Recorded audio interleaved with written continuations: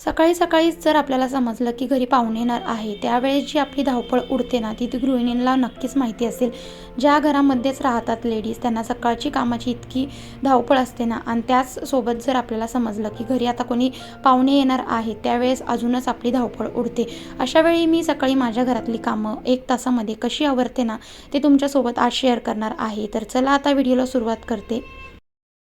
जवळपास सकाळी 7 वाजता उठलेली होती आणि शिवांशचा टिफिन आणि शिवांशला रेडी करून मिस्टर आणि शिवांश दोघं 9 वाजता घराबाहेर गेले. आणि 9 वाजताच मला असं समजलं की आता घरामध्ये त्यांचे रिलेटिव्ह येणार होते. त्यामुळे म्हटलं चला आता त्यांनी कॉल केला त्यावेळेस माझं घर पूर्ण आवरायचं बाकी होतं. चला म्हटलं आता झटपट आपण घरातली कामं कशा पद्धतीने करायची, कोणत्याही गोष्टीचं टेन्शन न घेता, कोणी यायच्या अगोदर आपलं घर कसं चकचक करायचं, कोणत्या गोष्टी घरामध्ये पाहुणे आल्यावरती डोळ्यापुढे लक्ष केंद्रित करतील किंवा डोळ्यापुढे ज्या काही गोष्टी आपल्या दिसतात त्या नक्कीच आपण स्वच्छ करायला पाहिजे. कारण घरामध्ये येणारे पाहुणे म्हणजे आपल्या घराची जी काही आपली पारख असते ना, तर ती त्यावरूनच ओळखतात की आपण घरामध्ये घर कसं स्वच्छ ठेवतो आहे, घरामध्ये सगळ्या गोष्टी जागच्या जागेवर आहेत की नाही, घरामध्ये आपण कोणत्या म्हणजे घरामध्ये काम काम केल्यामुळे आपल्यामुळेच आपल्या घराची पारख होते. त्यामुळे चला म्हटलं आता पाहुणे येणार अगोदर सगळं घरातलं जे बेडशीट होती ना, बेडशीटची जी चादर होती सगळी अस्तव्यस्त झालेली होती. आणि रात्रीच मी मम्मीकडनं आलेली होती, त्यामुळे मला काही सुचत नव्हतं.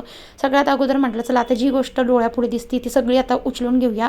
झटपट उचलायला जर घेतलं तर अंथरूण वगैरे छान उचलून घेतलं. बेडरूममधली बेडशीट वगैरे छान झटकून नीट करून घेतली. कारण बेडरूममधले चादर वगैरे नीट केली ना, तर आपला बेडरूम अगदी चकचक दिसायला लागतो. त्यानंतर जे काय अंथरूण होतं ना हॉलमध्ये, ते सगळं उचलून घेतलं. अंथरूण उचललं की लगेचच हॉल मोकळा वाटायला लागतो. आणि त्यानंतर अंथरूण जेव्हा बेडरूममध्ये ठेवते ना, त्यावरती अशी एक बेडशीट अंथरून ठेवते जेणेकरून डोळ्यापुढे अंथरूण असं दिसायला नको. त्यानंतर मग हॉलपासून सुरुवात करते. हॉलमध्ये आता कोणी पाहुणे येणार म्हटलं की आता घरामध्ये हॉलपासूनच आपल्या म्हणजे हॉलपासूनच एंट्री करतात.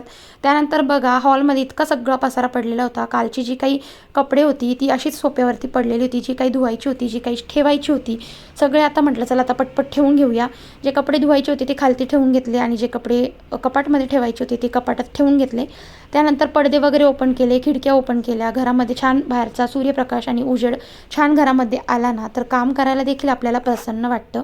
त्यानंतर बघा आता सोफा क्लीन करायचा होता. सोफ्यावरती जे कवर आहे ना, दिवसातून 2 ते 3 वेळा असंच होत असतं, निघून जात असतं. तर लहान मुलगा आहे तर सारखं उठबशा करत असतो, उड्या मारत असतो. त्यामुळे मग असं सगळं खराब करून ठेवतो. तर सकाळी आता स्कूलला गेलेला आहे आणि निवांत मला 1 तास आहे. रमसम मी सगळे कामं लागोपाठ करणार होते. तर घरामध्ये कसं आहे ना, कोणी येण्या अगोदर आपण ज्या गोष्टी ना आपल्याला ज्या गोष्टी माहिती आहे, कोणाचं लक्ष तिथे जाऊ शकतं, अशा गोष्टी आपण लवकरात लवकर स्वच्छ केल्या पाहिजे. घरामध्ये जिथे जिथे धूळ बसलेली असते ना, तर त्या गोष्टीसुद्धा आपण पुसून घेतल्या पाहिजे. जेणेकरून आठवड्यातून एकदा म्हणा किंवा घरी कोणी येणार असेल त्यावेळी आपण या गोष्टींकडे लक्ष दिलं पाहिजे. म्हणजे कसं आहे, घरामध्ये आपली धूळ धाळ काही दिसत नाही आणि आपल्या ज्या गोष्टी डोळ्यापुढे दिसून येतात त्या गोष्टी आपण स्वच्छ केल्या ना, नक्कीच आपलं घर ऑर्गनाईज दिसायला मदत होते. तर आता सोप्यावरचे कवरं छान असे झटकून वगैरे छान अंथरून घेतले. त्याखालती मी प्लास्टिक अंथरूणच ठेवत असते. कारण कसं आहे, लहान मुलगा आहे आणि माझा जो सोफा आहे तो वॉशेबल नाही आहे. त्यामुळे म्हटलं चला असे प्लास्टिकच्या पिशव्या ज्या असतात ना, त्या अंथरून घेतलेल्या आहे. म्हणजे ज्यामुळे काही सांडलं वगैरे तर त्यामध्ये सोप्यामध्ये काही पाणी झिरपत नाही. त्यानंतर आता सोफा वगैरे पटपट क्लीन करून घेतला, अंथरूण उचलून घेतलं. एकामागे एक काम करत गेलं ना, तर कामं अगदी सोपी वाटायला लागतात. आणि रोजच्या कामामध्ये ठरलेली कामं जर असली तर अजूनच आपल्याला काम करायला म्हणजे इतकं अवघड जात नाही. त्यानंतर आता बघा टी व्ही घरामध्ये कोणी आलं तर टी व्ही बघणारच. त्यामुळे टी व्ही छान असा पुसून घेतला. आणि खिडकी समोरच असल्यामुळे सगळी बाहेरून धूळ टी व्हीवरती आणि खालच्या स्पीकरवर इकडे तिकडे आजूबाजूला बसते. आणि घरामध्ये कोणी आलं ना, तर तिथे लक्ष जर गेलं तर आपल्याला नाव ठेवायला नको. या गोष्टी आपण लक्षात घेतल्या पाहिजे. आता टी व्ही छान पुसून घेतला. त्यानंतर आता स्पीकर आहे, रोजच्या रोज यावरती इतकी धूळ जमा होऊन जाते. रिमोट वगैरे छान पुसून घेत असते. टेबल छान जिथे जिथे हात वगैरे लागतात टेबल छान असा क्लीन करून घेत असते. त्यानंतर आता बघू शकतात बाजूचा जो मनी प्लॅन्ट आहे ना, तर तो शोचा आहे. त्यामुळे त्यावरती सुद्धा इतकी धूळ बसते. तर आठवड्यातून एकदा अशी छान त्याचे एक एक पानं मी असे पुसून घेते. रोजच्या रोज असं झटकून सुद्धा घेतलं तरीही होतं.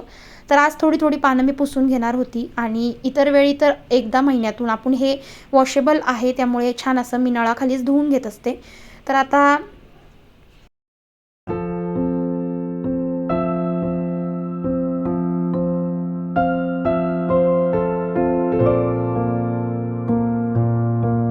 त्यानंतरून घरामध्ये सगळं उचलून घेतलं, सगळं जागच्या जागेवर मांडून ठेवलं, म्हणजे मला झाडू मारायला मोकळं होतं. आता बघा जागी-जागी जर काही पसारा पडेला असला ना, तर सारखं उचलायला एक-एक गोष्टी जागेवर ठेवायला मग तो अजून टाईमपास होतो. त्यामुळे मग सगळ्या गोष्टी आपण जर उचलून ठेवल्या ना, ज्या काही जमिनीवर पडेल असेल, ज्या काही झटक-झुटक करायची असेल, त्या गोष्टी मी सगळ्यात अगोदर करून घेते. म्हणजे एकदा की झाडू मारायला घेतला, सगळी घरातली धूळ असो किंवा जी घाण असो, सगळी घराबाहेर निघून जाते. मॉर्निंगला आणि संध्याकाळी एकदा असं झाडू व्यवस्थित मारून घ्यायचा. लहान मुलगा असेल तर नक्कीच तुम्ही 2 टाईम झाडू मारा. आणि आता तर माझ्या घरामध्ये दिवसभर इतकी घाण वगैरे येत नाही. खिडक्या वगैरे सुद्धा एकदा की दुपारपर्यंत ओपन करून देते. त्यानंतर मग दुपारी जास्तच धूळ यायला लागते. त्यामुळे खिडक्या-बिडक्या सगळं मी दरवाजे लावूनच घेत असते. आणि बाहेरचा जो आपला बेडरूमचा जो दरवाजा आहे तो पण मी दिवसभर लावून ठेवते. कारण शिवांश छोटा असल्यामुळे मला कंटिन्युअसली दरवाजा लावूनच ठेवावा लागतो. कारण बाल्कनीमध्ये सारखं जाऊन तो वरती डोकवण्याची शक्यता असते. त्यामुळे मी दरवाजे लावूनच ठेवत असते. आणि त्यानंतर आता झाडांनासुद्धा छान असं पाणी वगैरे मारून घेतलं. झाडं इतकी कोरडी होऊन जातात ना, त्यांनासुद्धा झाडांना पाणी वगैरे मारलं ना, अशी छान फुलतात आणि त्यांना बघून मलासुद्धा खूप छान प्रसन्न वाटतं. आता किचनमध्ये आले. किचनमध्ये आल्यानंतर कोणीही किचनमध्ये येणार, पाहुणे मंडळी जर म्हटलं, जर घरामध्ये कोणी पाहुण्यांसोबत कोणी लेडीज वगैरे असले तर नक्कीच आपल्या घरामध्ये इकडे-तिकडे फिरतात किंवा आपल्या घरामध्ये कसं कुठं काय ठेवलं आहे ते नक्कीच बघूनच घेत असतात. त्यामुळे चला म्हटलं आता किचनमधली जी काही स्वयंपाकाची आणि रात्रीची काही थोडीशी भांडी होती ती घासून घेऊया म्हटलं. तर आता ही भांडी सगळी इतकी खरगटी भांडी होती ना, त्यामध्ये सगळं खरगटं आणि सगळं तेलकट झालेलं होतं. सगळी ताटं वगैरे भांडी छान अशी एकदा पाण्याने धुवून घेतली. त्यानंतर जे काही जाळीमध्ये जे काही खरगटं सांडलेलं होतं ते सगळं जाळीवरचं खरगट असं कॅरी बॅगमध्ये काढून घेतलं. ओल्या कचऱ्यासाठी मी अशी एक नक्की कॅरी बॅग करते. दिवसभर जो काही ओला कचरा, किचन ओट्यावरची जी काही स्वयंपाकाची जे काही खरगटं वगैरे निघतं ते सगळं असं कॅरी बॅगमध्ये भरून ठेवते. त्यानंतर आता भांड्यासाठी बऱ्याच वेळा एका ताईंनी मला कमेंट केली होती की भांड्यासाठी तुम्ही कोणती साबण वापरतात. तर मी विम साबण वापरते भांड्यासाठी किंवा लिक्विडही वापरते. साबण आणि लिक्विड तुम्ही दोन्हीही वापरू शकतात. तर बऱ्याच वेळा त्या ताईंची कमेंट आली होती तर आता व्हिडिओमध्ये दाखवलंच आहे. आणि आता बघा सगळ्यात अगोदर तर बेसिंगच घासून घेते. तर कारण भांडी आपण जेव्हा घासून त्यामध्ये ठेवू तर बेसिंग चिकट असल्यामुळे, तेलकट असल्यामुळे आपली भांडी चिकट व्हायला नको.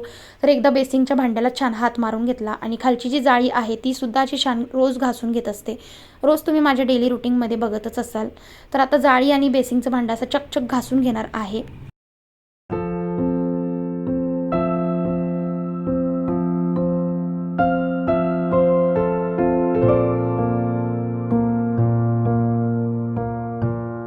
त्यानंतरून मग छोटी-छोटी जी काही भांडी आहे, झटपट भांडी आता घासून घेणार आहे. भांडी घासताना कसं होतं ना, की जाळी आपली मोकळी जाळीमध्ये आपली जास्तीत जास्त भांडी मावण्यासाठी मी कशा पद्धतीने भांडी ठेवते ना, ते सुद्धा पुढे दाखवणार आहे. बऱ्याच वेळा इतकी सगळी भांडी निघतात. 2 माणसं असले तरीही इतकी भांडी निघतातच. बऱ्याच वेळा लहान मुलं असले की एक-एक ग्लास काढून ओट्यावरती कधी इतकी जमा होऊन जातात, काही समजतच नाही. आणि 2 माणसं असो किंवा 10 माणसं असो, भांडी तेवढीच निघतात. तर बऱ्याच वेळा काही जणांना असं वाटतं की घरामध्ये 2च माणसं आहेत, यांना दिवसभर काय काम असतं.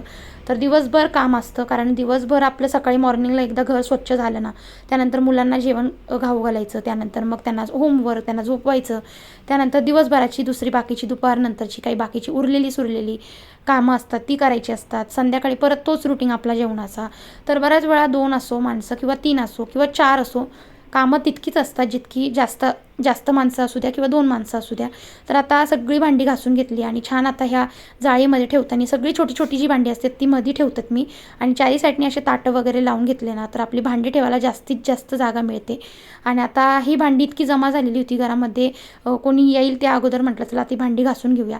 आता हा टिफिन आहे तो रात्री मम्मीकडनं जेव्हा आले ना, तर मम्मीने यामध्ये डाळबट्टी भरून दिलेली होती. त्यामुळे म्हटलं चला आता सगळी भांडी एकदा घासून व्यवस्थित करून ठेवली की 1 तासामध्ये भांडी सगळी सुकूनच जातात. त्यानंतर मग आपल्याला मांडणीला लावायला मोकळं.